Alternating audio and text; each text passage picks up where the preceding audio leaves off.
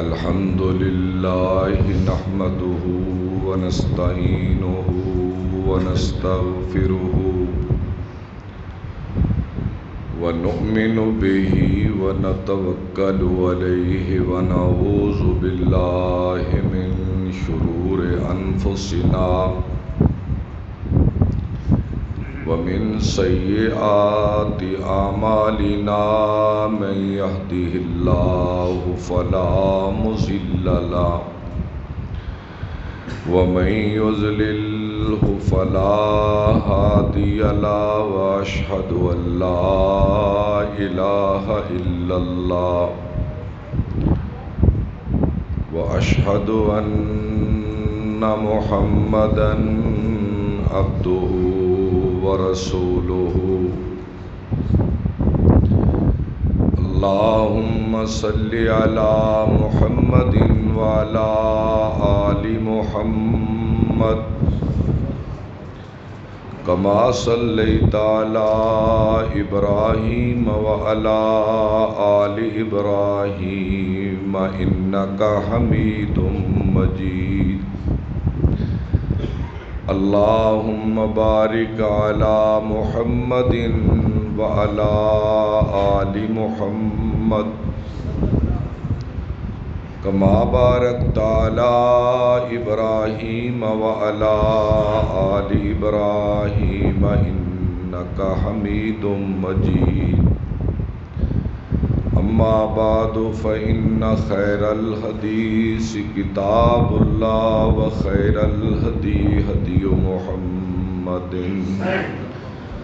صلى الله تعالى عليه وآله وسلم وشر الأمور محدثاتها وكل محدثة بدعة وكل بدعة ضلالة وكل ضلالة في النار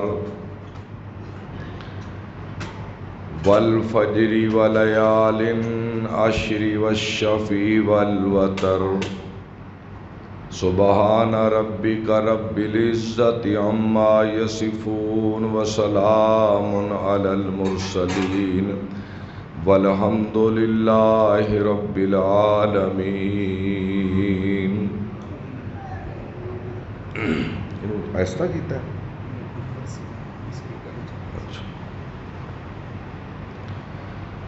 قسم ہے فجر کے وقت کی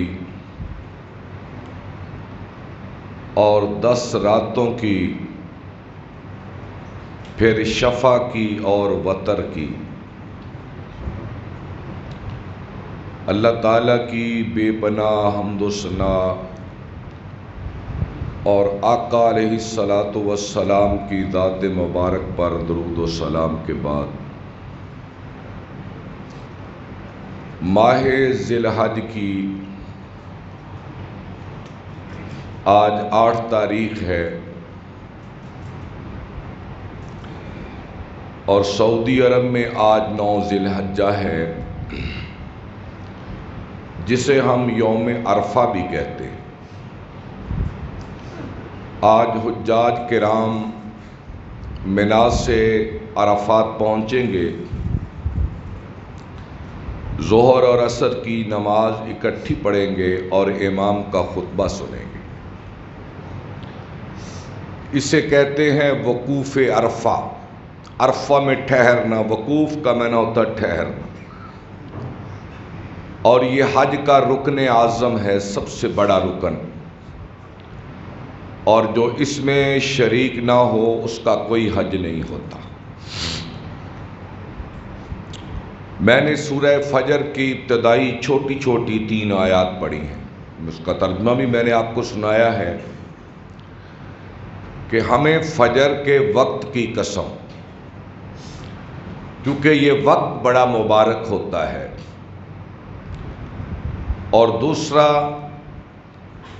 یہ اللہ کی کبریائی کی بہت بڑی دلیل ہوتا ہے۔ اللہ وہ ہے جو رات کے اندھیرے سے دن کا اجالا نکال رہا ہے، یہ اللہ کی کبریائی ہے، اللہ کی بڑائی ہے۔ تو ہمیں فجر کے وقت کی قسم ولیال عشر، اور 10 راتوں کی قسم۔ قرآن کا یہ اپنا لہجہ ہے، کبھی دن بول کر دن اور رات مراد ہوتی ہے، کبھی رات کا لفظ بول کر دن اور رات دونوں مراد ہوتی ہے۔ ہمیں 10 راتوں کی قسم اس سے مراد ہے ذی الحجہ کے یہ 10 دن، یعنی اس کی دن بھی اور اس کے رات۔ اللہ کی ذات کو یہ دن اتنے پیارے ہیں کہ اللہ کی ذات اس کی قسم اٹھا رہی ہے۔ اور قرآن مجید میں اللہ تعالیٰ کی ذات نے جن جن چیزوں کی قسم اٹھائی ہے وہ اپنی ذات میں بہت بڑی چیزیں ہیں۔ سورج کی قسم اٹھائی، اس کے چمکنے کی قسم اٹھائی، چاند کی قسم اٹھائی، اس کے دمکنے کی قسم اٹھائی، آمد شب و روز کی قسم اٹھائی، دن کے آنے جانے کی قسم اٹھائی، اللہ نے اپنے حبیب کی قسم اٹھائی، قرآن حکیم کی قسم اٹھائی۔ اور جس طرح جو جو چیزیں اللہ کی نظر میں زیادہ اہم تھی ان کی قرآن نے قسمیں اٹھائی ہیں۔ اور ذی الحجہ کے یہ 10 دن، جس کا آج 8واں دن ہے، ان 10 دنوں کی اللہ نے قسم اٹھائی ہے۔ والشفع والوتر، شفع کی قسم اور وتر کی قسم۔ شفع سے مراد قربانی کا دن ہے، یوم النحر جسے کہتے ہیں، 10 ذی الحج کا دن۔ ہمیں قسم ہے 10 ذی الحج کے دن کی۔ والوتر، اور وتر سے مراد ہے عرفہ کا دن، 9 ذی الحج، اور ہمیں قسم ہے عرفہ کے دن کی یا 9 ذی الحج کی کہہ لو۔ آگے مضمون چلنے والا ہے قرآن کا، لیکن یہ قسمیں اٹھا کر ان کی اہمیت کو واضح کرنا ہے۔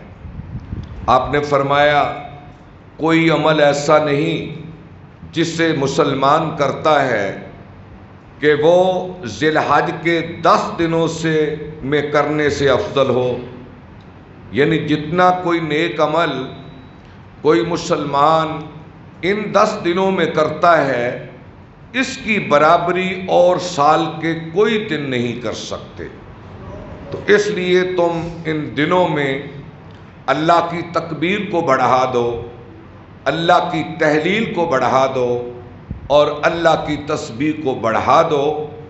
اور یہی ترجمہ ہے اس آیت کا، وَاذْكُرُوا اللَّهَ فِي أَيَّامٍ مَّعْلُومَاتٍ، وَاذْكُرُوا اللَّهَ فِي أَيَّامٍ مَّعْدُودَاتٍ۔ اے لوگو، گنتی کے چند دنوں میں اللہ کا ذکر بہت کیا کرو۔ اس سے مراد یہ 10 دن ہیں۔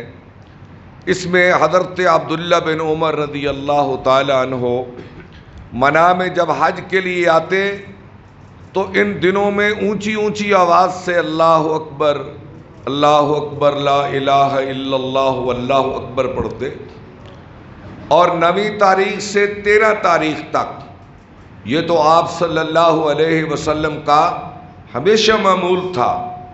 تو ان دنوں میں تکبیرات کا کہنا، اللہ کی یاد کو بڑھانا، یہ اللہ کا حکم اور اس کے نبی کا طریقہ ہے۔ اس سے آگے آئیں ہم یوم عرفہ کی بات کریں۔ اس دن کے روزے کے متعلق آپ ہر سال علماء کی زبان سے سنتے ہیں کہ آپ صلی اللہ علیہ وسلم نے فرمایا، صیام یوم عرفہ یکفر السنۃ الماضیہ والباقیہ، کہ 9 ذی الحج کا روزہ 1 سال گزرے ہوئے اور 1 سال آنے والے 2 سال کے گناہوں کو اللہ مٹا دیتا ایک روزے کے بدلے۔ بلکہ میں تو یہ سمجھوں گا کہ اس کا فلسفہ یہ ہو سکتا ہے جیسے دنیا میں کوئی بڑا اجتماع ہو، کوئی سوسائٹی کرے، تو اس اجتماع کے بعد پھر چھٹی کا اعلان کر دیا جائے، اور وہ بچوں کے لیے بڑی خوشی کا باعث ہوتا ہے، چونکہ چھٹی موت تک انسان کی طبیعت کے اندر رہتی ہے۔ آپ اعلان کریں نا امتحانات میں نتائج کا بچوں کے لیے، اور انہیں کہہ دیں بھی کل چھٹی ہے، آپ ان کی خوشی کا کوئی حال نہیں دیکھ سکتے، کوئی خوشی کا حال نہیں دے سکتے۔ تو دنیا کا سب سے بڑا اجتماع، اسلامی اجتماع، روحانی اجتماع، ایمانی اجتماع، وہ عرفہ کے دن کا ہوتا ہے۔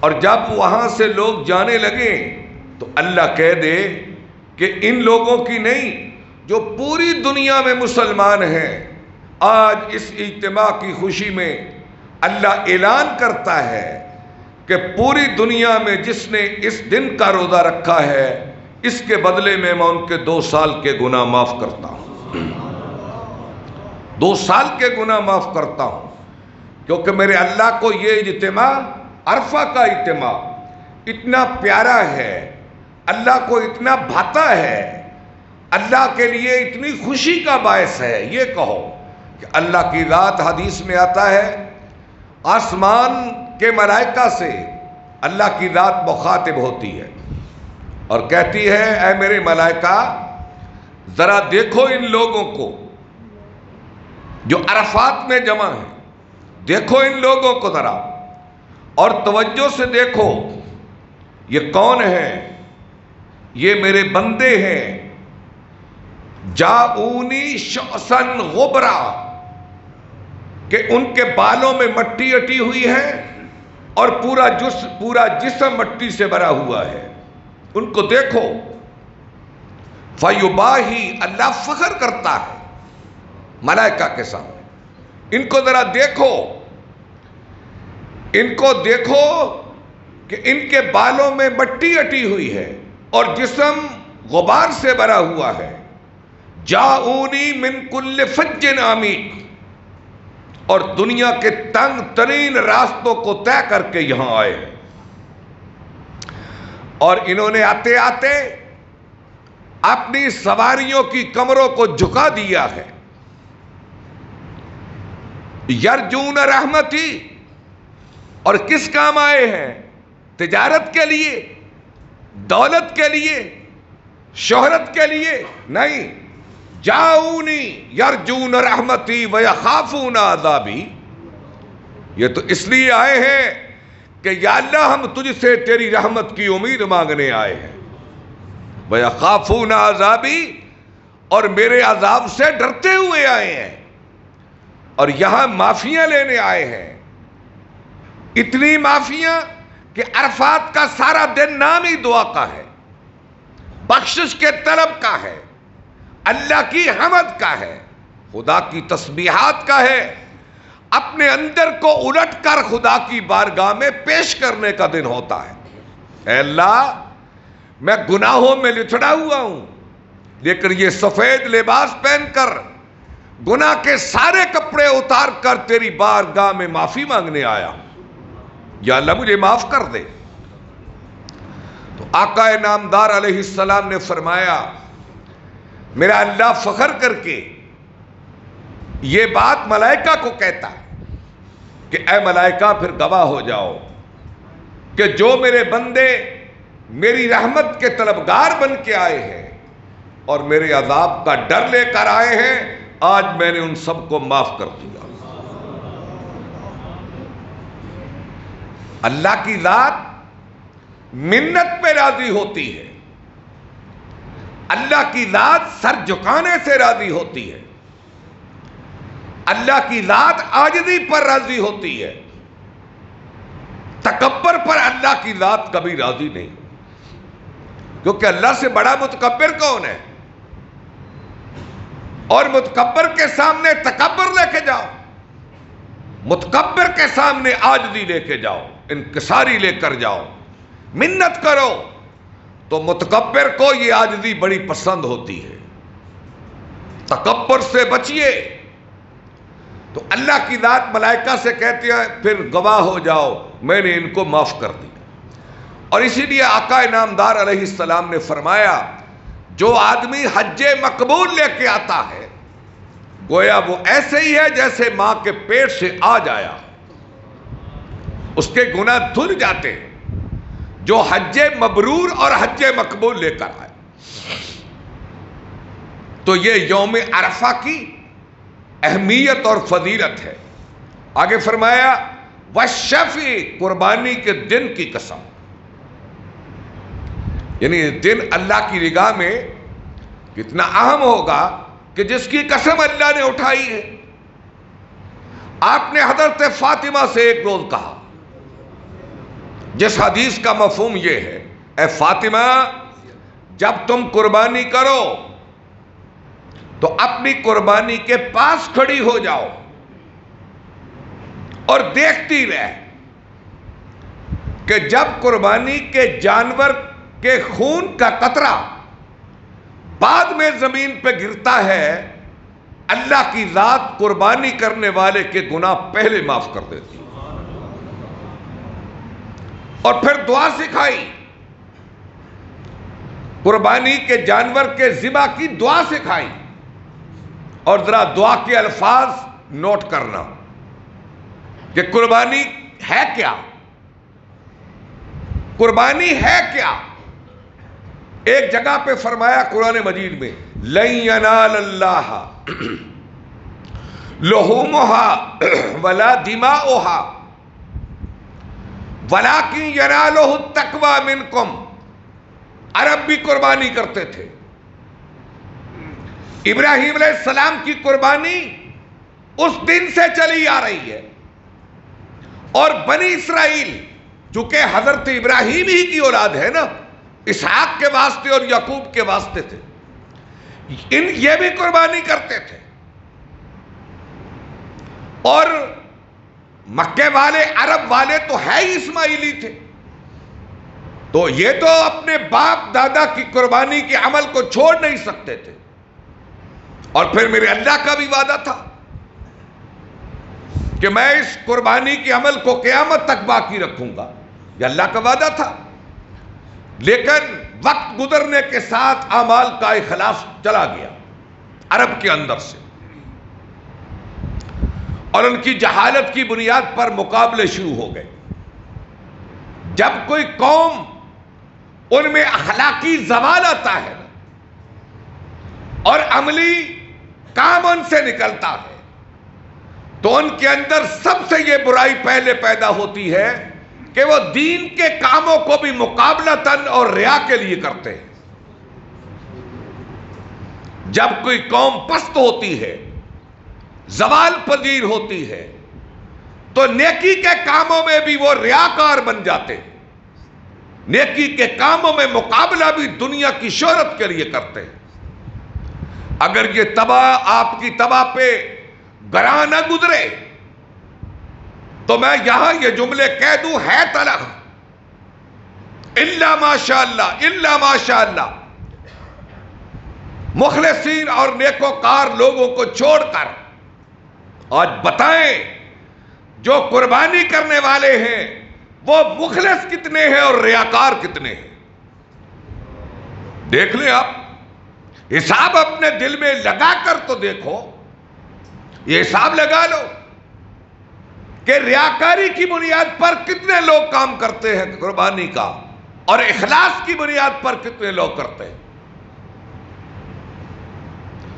عرب کے اندر جب اخلاقی زوال آیا تو وہ قربانی کو بھی اپنی سخاوت دکھانے کے لیے کرتے تھے، اور قربانی کے جانوروں کا لہو کعبے کی دیواروں سے لیپ دیتے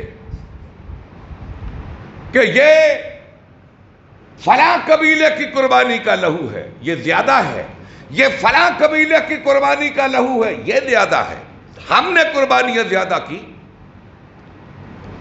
تو خاندان قربانی پہ بھی فخر کرتے اور باہر سے آنے والے لوگوں کو بتاتے، دیکھو ہم آل اسماعیل کتنے سخی ہیں۔ تو اللہ کی ذات نے فرمایا، اے میرے حبیب ان کو کہہ دو جو ان کی طرح قربانی کرے گا اللہ کے پاس نہیں پہنچے گی۔ اللہ کے پاس نہیں پہنچے گی.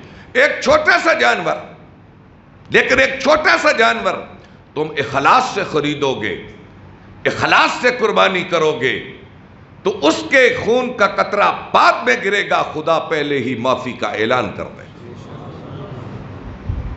اور اگر ریا کی بنیاد پر 10 اونٹ 70 اونٹ 100 اونٹ ذبح کر دیں تو وہ زمین سے اوپر نہیں چڑھے گا، وہ زمین سے اوپر نہیں چڑھ سکتا. پھر آپ نے دعا سکھائی، ذرا دعا کے اندر دیکھیں کہ دعا کے الفاظ اور معنی کیا بتاتے ہیں. اللہم انی وجہت وجہی للذی فطر السماوات والارض حنیفا. ترجمہ: اے اللہ، میں نے انسانوں سے منہ موڑ کر، پوری دنیا سے منہ موڑ کر تیری طرف منہ موڑ لیا ہے، کیونکہ تو زمین و آسمان کا پیدا کرنے والا. انی وجہت وجہی للذی فطر السماوات والارض. یا اللہ، میں تیری طرف، اس قربانی میں کوئی شریک نہیں ہے، یہ صرف تیری ذات کے لیے. لا شریک لہ، اے اللہ تیرا کوئی شریک نہیں. اس قربانی کو کر رہا ہوں، اس میں میرا نہ نفس شریک ہے نہ غیر اللہ شریک ہے. نفس یہ بھی شریک ہوتا ہے، اور نفس جب شراکت اللہ میں کرتا ہے تو یہ بھی شرک ہو جاتا ہے. میرا نفس شریک ہو جاتا ہے نا. نفس کا مطلب خواہش. خواہش کیا ہے؟ کہ لوگ کہیں بڑا سخی ہے. میرا نفس بھی شریک نہیں، اور کوئی غیر اللہ بھی میری قربانی میں شریک نہیں ہے. وَبِذَالِكَ أُمِرْتُ، اور مجھے تو نے حکم بھی یہی دیا. وَأَنَا مِنَ الْمُسْلِمِينَ، میں مسلمان ہوں بس. اللہم تقبل منی، یا اللہ میری قربانی مجھ سے قبول کر، کما تقبلت من ابراہیم خلیلک، جس طرح تو نے اپنے ابراہیم خلیل سے قبول کی. بسم اللہ اللہ اکبر، یہ تکبیر ہے قربانی. اس میں کوئی چیز باقی رہ جاتی ہے کہ یہ قربانی صرف اللہ کے نام پر ہے اور اللہ کے لیے ہے. جانور خدا کا پیدا کیا ہوا، مالک اس نے مجھے بنایا، میں نے اسی کے نام پہ ذبح کر دیا. میری خوبی کیا ہے؟ میرا کمال کیا ہے؟ جانور کو اس نے پیدا کیا اور ملک میری بنا دیا، میں نے اس کے نام پہ ذبح کر دیا. مجھے تو اللہ کا شکر ادا کرنا چاہیے. یا اللہ تو نے مجھے استطاعت دی، میں نے جانور خرید کر تیرے نام پہ ذبح کر دیا. اور اگر ہم اس کو ریاکاری کی نظر کر دیں تو ابراہیم خلیل کی توہین ہے. دیکھتے نہیں کہ اس نبی کا اخلاص کتنا تھا، اس کی قربانی کتنی تھی، کہ جب وہ لے کر منا کی طرف بیٹے کو گئے، شیطان ہاجرہ کے پاس آ گیا. اے اماں جان، وہ آپ کا شوہر آپ کے بیٹے کو ذبح کرنے کے لیے لے گیا. اور نہیں بھائی، کبھی باپ بھی بیٹے کو ذبح کرتا ہے؟ نہیں اماں جان، اس کے اللہ کا حکم ہے. تو فرمانے لگی اگر اللہ کا حکم ہے تو سب کچھ اللہ کے لیے ہے. پھر وہ اسماعیل کے پاس گیا. اے اسماعیل، تیرا باپ تجھے ذبح کرنے لگا ہے. اسماعیل کہنے لگے بابا جی نہیں، کبھی باپ بھی بیٹے کو ذبح کرتا ہے، وہ اللہ کا حکم ہے. اسماعیل کیا کہنے لگے؟ یہ فیضان نظر تھا یا کہ مکتب کی کرامت تھی؟ سکھائے کس نے اسماعیل کو آداب فرزندی؟ کہنے لگے یا ابت افعل ما تؤمر ستجدنی ان شاء اللہ من الصابرین. اے ابا جان، اگر اللہ کا حکم ہے تو ذبح کر دو، کر دو. پھر حضرت ابراہیم کے آگے گیا شیطان، بزرگ بن کے اور طاقتور بن کے گیا. پہلے اس نے تقویٰ دکھایا، مشیر بنا، اب طاقتور بن کے ابراہیم کے سامنے آ کے کھڑا ہو گیا جمرہ اولا کے پاس. جو حجاج کرام گئے ہیں وہ کنکریاں مارتے ہیں جس کو عربی میں رمی کہتے ہیں. حجاج کرام وہ جانتے ہیں رمی کیسے کہتے ہیں. رمی کا معنی ہوتا ہے کنکر پھینکنا، پتھر پھینکنا. جمرہ اولا پہلا ستون اس جگہ پہ آ کے کھڑا ہو گیا کہ میں تمہیں یہ قربانی نہیں کرنے دوں گا. جبریل آئے، اے ابراہیم 7 کنکریاں اٹھا کے اس کو مارو. پھر آگے بڑھے تو جمرہ وسطیٰ جسے کہتے ہیں، درمیانی مینار، درمیانی ستون، وہاں ابراہیم کی راہ روک لی. پھر 7 کنکریاں ماری، زمین میں دھنسا. پھر نکلا جمرہ عقبہ جسے کہتے ہیں، آخری ستون، وہاں جا کے ابراہیم کا راستہ روک لیا، میں نہیں کرنے دوں گا. پھر انہوں نے 7 کنکریاں ماری، زمین میں دھنس گیا اللہ اکبر کہہ کر. شیطان کو تو یہ پسند نہیں ہے قربانی، کیونکہ یہ اللہ سے ملاتی ہے، اس سے اللہ کا تقرب ملتا ہے، خدا کی قربت ملتی ہے.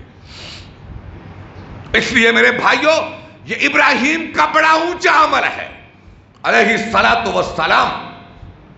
اور پھر حد کیا ہے؟ حد یہ ہے، جواب خراب ہو گیا. حد یہ ہے کہ جب یہ عمل مکمل ہوا تو اللہ کی ذات نے 2 انعام ابراہیم پہ کیے. وقت صرف 5 منٹ باقی ہے، میں اپنی بات کو سمیٹ رہا ہوں تاکہ سمٹ جائے. اس عمل کو کرنے کے بعد اللہ نے ابراہیم پہ 2 انعام کیے. پہلا انعام وَتَرَكْنَا عَلَيْهِ فِي الْآخِرِينَ، اے میرے ابراہیم تیرے اس عمل کو، تیری اس ادا کو میں قیامت تک باقی رکھوں گا. کتنا بڑا انعام ہے. اور یہ بھی تو ہو سکتا تھا نا کہ اللہ کی ذات صرف اس کو تاریخ کا حصہ بنا دیتی. ایک تاریخ کا طالب علم تاریخ پڑھتا تو کہتا کہ آج سے 3000 سال پہلے، ابراہیم علیہ السلام کا زمانہ آج سے 3000 سال پہلے کا ہے، کہ آج سے 3000 سال پہلے ابراہیم ایک اللہ کا نبی، وہ منا میں گیا تھا اپنے بیٹے کو ذبح کرنے، اللہ نے نہیں ہونے دیا، جانور بھیج دیا اس کی جگہ پہ، جنت کا جانور، اور بس اتنی بات، اللہ اس پہ راضی ہو گیا. یہ تاریخ کا حصہ ہو سکتا تھا، اتنی تاریخ لکھ دی جاتی، یا قصص الانبیاء کا حصہ بنا دیا جاتا. جس طرح اللہ نے یوسف کا ذکر کیا، شعیب کا کیا، ہود کا کیا، صالح کا کیا، موسیٰ کا ذکر کیا، عیسیٰ بن مریم کا ذکر کیا، اللہ ابراہیم کا بھی تذکرہ قرآن میں بس کر دیتا، جیسے سورہ صافات میں کیا، نحن نقص علیک احسن القصص، ایک قصہ بنا کے اللہ ابراہیم کا قرآن میں بیان کر دیتا. آپ دیکھیں دنیا میں کتنے کتنے بڑے فاتح آئے، بخت نصر جیسا، سکندر یونانی جیسا، ہلاکو اور چنگیز جیسے، سلطان محمود غزنوی جیسے بڑے بڑے فاتح آئے جنہوں نے تہذیبیں الٹ کے رکھ دی، شہر اجاڑ کے رکھ دیے، انسانوں کی کھوپڑیوں کے مینار کھڑے کر دیے. لیکن آج ان کے تذکرے آپ کو تاریخ کے پرانے اوراق میں ملیں گے یا پرانی تہذیبوں کے کھنڈرات میں ملیں گے.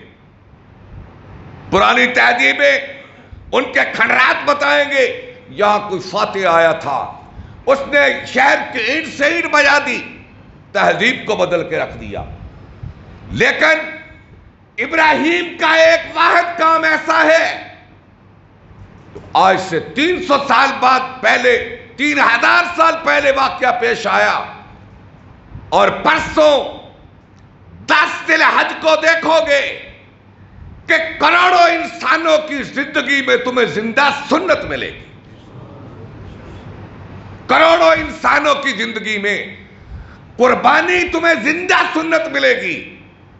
کروڑوں انسان جانور ذبح کر رہے ہوں گے اور اگر ان سے پوچھے کہ کیا ہے وہ کہیں گے یہ ابراہیم کی سنت ہے. اللہ اس طرح بھی زندہ رکھتا ہے. اور دوسرا انعام انی جاعلک للناس اماما، اے ابراہیم تیری نسل سے ایک نبی پیدا کروں گا. سبحان اللہ. اے ابراہیم تیری نسل سے ایک نبی پیدا کروں گا اور وہ کرے گا کیا؟ وہ کونین کو بزم شمع سے روشن کر دے گا اور انسانی بھٹکتے ہوئے قافلوں کو ان کی منزل دکھا دے گا اور بگڑی ہوئی انسانیت کو خدا کی جنت کی راہوں پہ چلا دے گا. اور اے ابراہیم جس کعبے کو تو نے بنایا ہے اس کعبے کو انسانوں کی پیشانیوں سے آباد کر دے گا. اور اے ابراہیم جس مناسک کے حج کا تو نے آغاز کیا ہے میرا نبی اس کو اپنے انجام اور شباب تک پہنچا دے گا. اور جس قربانی کا آغاز تو جا کر کے جا رہا ہے وہ محمد عربی آ کر اس قربانی کے عمل کو شباب تک پہنچا دے گا. اور اسی لیے آپ نے فرمایا جس میں قربانی کی طاقت ہو وہ نہ کرے، میرے پیچھے عید نہ پڑے. وہ میرے پیچھے وہ عید، یہ قربانی کا شباب ہے کہ میرے پیچھے عید نہ پڑے. اور پھر کہا کہ دیکھو بھئی یہ کوئی مذاق نہیں ہے، قربانی نہ صدقہ ہے نہ خیرات ہے، ابراہیم کی سنت ہے. کوئی لنگڑا جانور نہ ہو، کوئی اندھا جانور نہ ہو، اس کے سینگ ٹوٹے ہوئے نہ ہو، اس کی عمر اتنی ہو. ہمیں چھوٹی عمر کا بھی قبول نہیں. آسان عمل آسان طریقے سے کرو، اس سے جان نہ چھڑاؤ، اسے پالو، موٹا کرو. اَدِّمُوا ضَحَایَاکُمْ، اپنی جانوروں کو موٹا کرو. فَإِنَّهَا عَلَى الصِّرَاطِ مَتَاعَکُمْ، ہم ان جانوروں کو پل صراط پر تمہاری سواریاں بنا دیں گے. وَآخِرُ دَعْوَانَا أَنِ الْحَمْدُ لِلَّهِ رَبِّ الْعَالَمِينَ.